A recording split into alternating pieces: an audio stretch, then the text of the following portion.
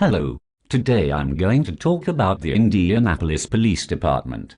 The Indianapolis Public Safety Director and the mayor who is currently seeking re-election.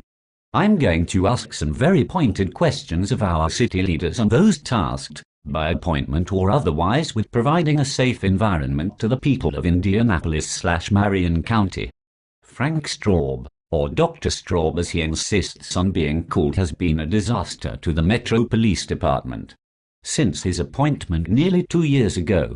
His latest reassignment of the Southeast District Commander is nothing short of absurd, taking into account the reasons stated with the move. It was mentioned that the crime statistics in the district were up, and that is why he was replaced. Well, is it any wonder that the crime stats are up when they are short 25 officers total in that district? That's not the only district that is short-handed. Southwest District is short-handed as well, with many shifts that have one officer covering 2 to 3 beats in that district. Is that commander next on the chopping block? Now let's look at the redistricting of each area IMPD patrols. Each district has traditionally been broken down into sections called beats. Now, with the shortage of officers, they are proposing redrawing the lines and now calling them zones, with several former beats now included in one zone so that they have enough officers to put at least 2 in each zone. What a ridiculous numbers game.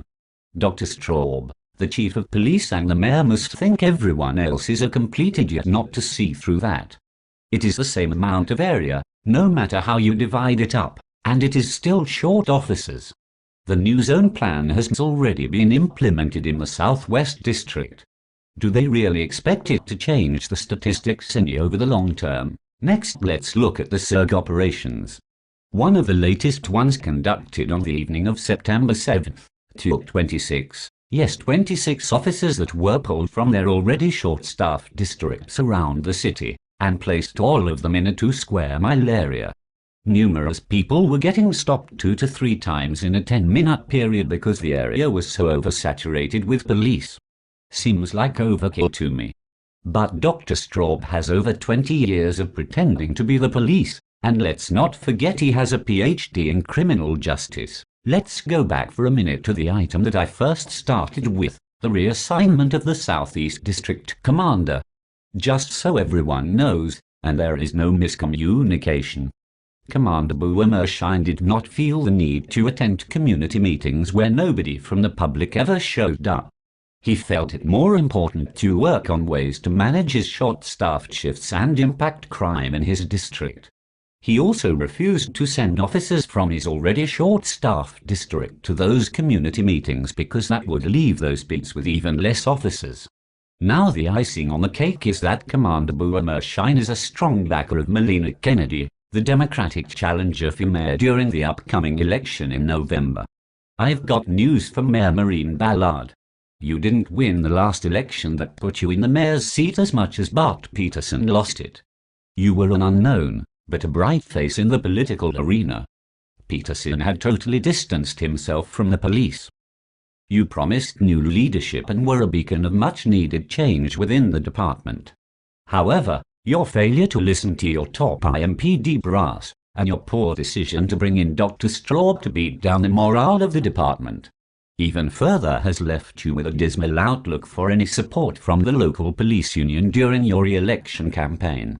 Now, don't get me wrong, Mayor Ballard, most officers don't think that Melina Kennedy is going to be much better. I mean, she came from the previous Peterson administration, and most likely carries a lot of those ideals in her plans for the city. But let's face it, she can't be much worse than you, and it is rumored that she will get rid of the Director of Public Safety position altogether, back to the Public Safety Director position. Let's take just a small look at what Dr. Straub has done for that position in his short tenure. He has distanced himself and the administration overall further away from the front-line offices than any other person in his position ever has. He had his offices remodeled at a cost well into the 6-figure range. He has hired no less than 4 assistants, friends of his from the East Coast, to fill positions in his cabinet where there were no such positions in the past, each making in the upper 5-figure to low 6-figure range salaries on the city's dime. A city which has had severe budget shortfalls over the past 2 years and has had to cut numerous city-funded programs, but there seems to have been enough money to hire all these assistants to the public safety director and redecorate his office. Did I mention that the once popular IMPD air support program was discontinued under this administration? That seems like a service that would help, or at the very least, curb crime in the city, but no, it needed to be cut. Nice job, Frank. Way to show fiscal responsibility. And Mayor Marine, way to go too. Nice oversight there. What can we expect next? The cutting of more specialty units from IMPD, maybe the SWAT team, or the K9 programs can be cut or sized down. I'm being sarcastic here. Just so you understand how ridiculous this all looks to the people who cast their votes every 4 years. Let's go back to the problem of not having enough officers on the road at any given time. This increases officer anxiety, because they know if they get into something dangerous, their closest backup may be 8 minutes away, and God help the officer that has to use force with someone who is actively resisting. This administration has chosen time and time again to ignore the facts of an incident and side automatically with the suspect. Damned be the officer who raises a hand to subdue someone actively fighting with them. This administration lacks the balls and the spine to tell the people of this community that if you fight with the police, you will most likely get hurt. Mayor Marine and his administration would rather make the officer a scapegoat than get tough with criminals and thugs. Nice message to the men and women who go out each day and do a mostly thankless job. Your policies and lack of backing your officers is going to get one or more of them killed, because at the moment they need to take control of a situation, they're going to be second-guessing who, if anyone, is going to have their back if something goes bad. And then oh shit, it just did, and it's the officer that is now injured or dead. Let's talk next about police pursuit policies. It is rumored that after 2 fatal crashes that resulted when police took chase after known criminals. It's odd, I think, that you never hear the news report it as one person was killed after they fled police at a high rate of speed and crashed into a utility pole. Or 2 car thieves died after they led police on a high-speed chase and crashed into a tree. It's always the policy's fault when some dumbass decides to run, and now this administration is looking at restricting or tightening the belt on pursuits.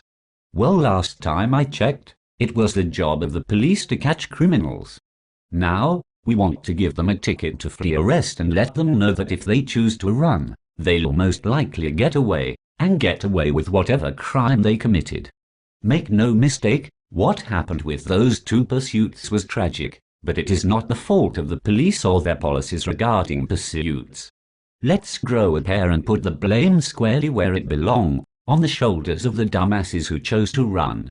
I mean, really.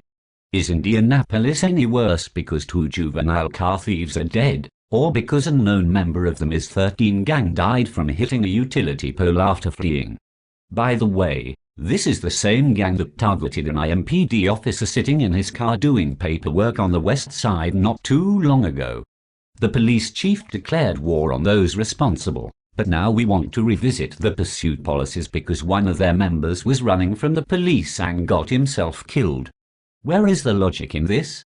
What kind of a message does it send to criminals? And you want or expect to be able to get your crime statistics down. Get real. Now, with all that out in the open, does Mayor Marine stand any chance at re-election? I'm not a big fan of Melina Kennedy either, but can she be any worse? I guess after this election in November we'll find out. If she's an echo to the Peterson administration, she'll find herself out of a job too in 2016. I hope those in positions of power in this county realize that everything here may not have made the evening news or been reported in quite the same light as I've shined on it here, but that doesn't make it any less the truth, and people are watching, taking notes. They will speak out on election day.